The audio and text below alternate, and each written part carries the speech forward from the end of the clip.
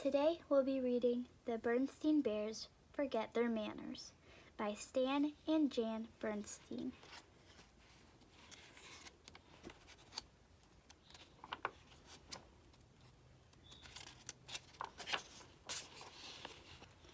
There was trouble in the big tree down a sunny dirt road deep in the bear country. Trouble with manners. The bear family's trouble with manners was that they forgot them. At first, it was just an occasional please or thank you that was forgotten. Then there was a rude push without an excuse me. Then a reach across the table instead of please pass the broccoli. Mama Bear wasn't quite sure how or why it happened, but she was sure of one thing. Whatever the reason, the bear family had become a pushing, shoving, name-calling, ill-mannered mess. At the table, it was even worse. There were a grabbing, mouth-stuffing, food-fighting, kicking under the table super mess. Of course, Mama Bear tried to correct Brother and Sister Bear's behavior. She tried coaxing. She tried complaining. She tried shouting. She tried going to Papa for help, though it sometimes seemed to Mama that he was part of the problem. Papa banged on the table and shouted as only he could shout, but nothing really seemed to do any good. Mama didn't like what was happening to her family. Not one bit. Something had to be done. But what? The best way to fight bad habits, she thought, was with good habits. Then she thought of a plan. She got a big piece of cardboard and a marker. At the top she wrote, "The Bear Family Politeness Plan." When the plan was finished, she called a family meeting and showed it to Papa and the cubs. It certainly got the bear family's attention. The Bear Family Politeness Plan.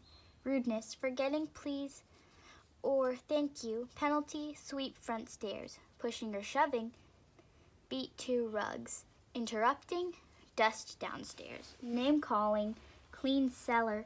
Reaching at table, clean yard. Playing with food, wash dishes. Rude noises, weed garden. Banging door, clean attic. Forgetting excuse me, empty garage. Hogging bathroom, put out trash. Mama's plan had a list of all the rude things she wanted to stop. Beside each one was a penalty, a job or chore that went with it. If you forgot a please or thank you, you had to sweep the front steps. If you pushed or shoved, you had to beat 2 rugs. If you got caught name calling, you'd have to clean the whole cellar. "But Mama," sputtered the cubs, "you're not being fair." "It seems to me," she said, "that you're the ones who aren't being fair to yourselves or anyone else. That's what manners are all about, being fair and considerate. Manners are very important. They help us get along with each other. Why, without manners—" "Your Mama's absolutely right," interrupted Papa. "Thank you, Papa, for your comment. But interrupting is number 3 on the rude list, and penalty is dusting the downstairs," Mama said, and handed him the feather duster. Said Brother. "This looks serious. I think we'd better come up with a plan of our own, or we're gonna be doing a lot of extra chores." "What sort of plan?" asked Sister. "Well," he said, "instead of just being polite, we'll be super polite. We'll please and thank you so much that Mama will get fed up and call the whole thing off." "Yes," said Sister. "We'll be so polite, she won't be able to stand it." They put their plan into action. They were super polite on the stairs. "After you, dear sister." "Thank you, dear brother." In the hall. "Excuse me, brother, dear." "Why, certainly, my dear sister." Waiting for the bathroom. "Terribly sorry to keep you waiting." "Think nothing of it, my dear." "But it didn't work the way they expected. Mama didn't get fed up at all, and after a while, brother and sister forgot about being super polite and were just polite. At the table, "Pass the honey, please." "Certainly." "In the room, would you like me to help pick up your toys?"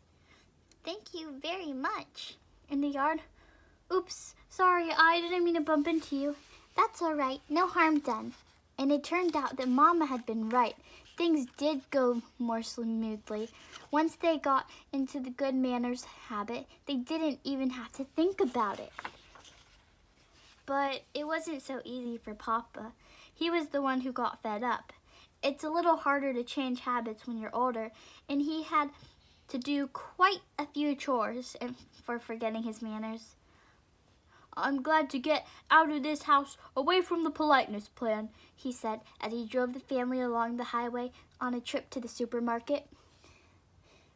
"Manners and courtesy are just as important away from home, especially on the road," said Mama as they stopped at a stop sign to let pedestrians and other cars pass. "They help us drive safely."